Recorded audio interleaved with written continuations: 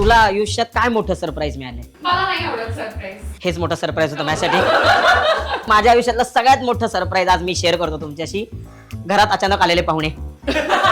पाहुणे असतात बरोबर आहे असे की आपल्याला फोन करतात की अरे मी जवळच आहे. आपण म्हणतो की अरे मी पण नाहीये, तोपर्यंत बेल वाजते. जवळ म्हणजे ते घराबाहेर असतात.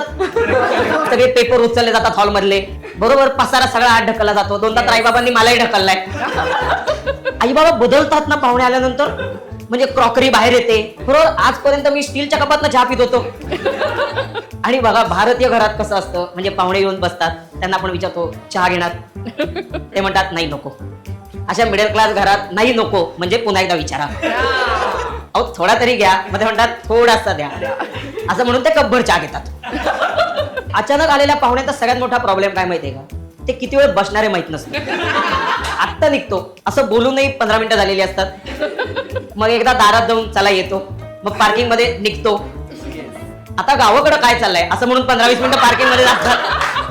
आणि फायनली अचानक आलेले पाहुणे निघून जातात. सगळी क्रॉकरी आत जाते, पसारा बाहेर येतो आणि finally we live happily ever after.